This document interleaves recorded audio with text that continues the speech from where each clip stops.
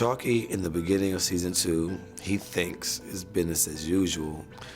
What he quickly finds out is that there's been a shift in the status quo, and people are gunning for Nucky's head, and he has become collateral damage.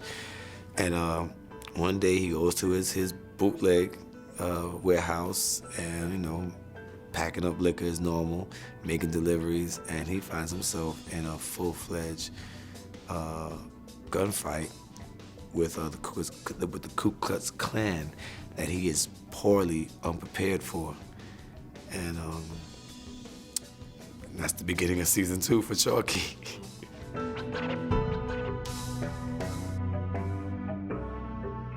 You can't really see what's gonna happen. You gotta just pretty much like life, like real life, you gotta just go with the flow. There are a lot of things that Chalky has said and done that I was like, oh man, they're gonna kill him. They're gonna kill this dude. They're gonna kill him for sure. And he's still here, You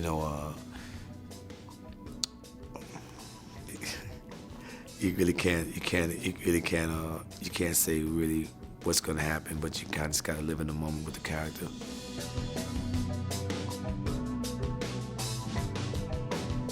A lot of work goes into the way my character speaks. If you notice, he has a snarl when he talks.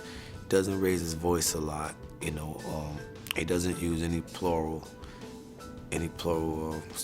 Nothing is said in the plural. Everything is in the singular. You'll never hear him pronounce the letter S at the end of his words. Choppy and direct.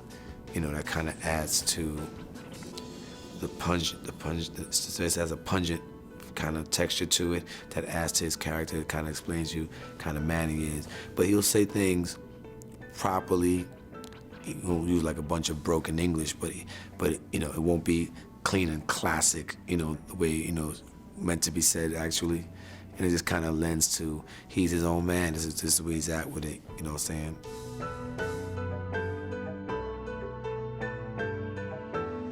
I love it. That's a great word to use. I love sparring with Steve on set.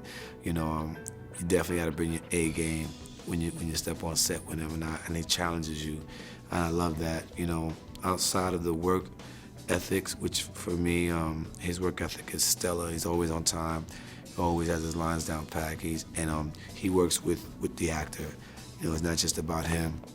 You could talk to him like, man, I had an idea for this scene. Saying he could break things down with him, and I really appreciate that. Outside of that, he's extremely funny. Cracks jokes, we laugh all day on set, and he was really a joy to be around.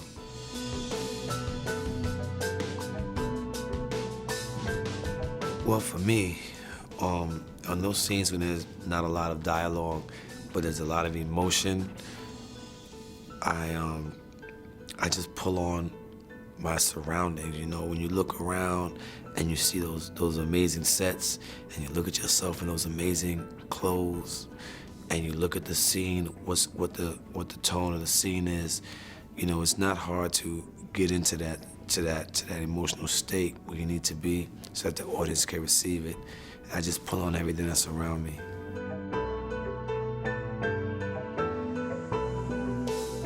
I think what the audience can expect from season 2 is a lesson in loyalty, what trust really means, and who you can really trust, and who you think you can trust. Can you really trust them? And people who you may never suspect to be the one to save you is the very one that will come and give you a helping hand when all the odds are against you. I got my family, and I got my people. Your people?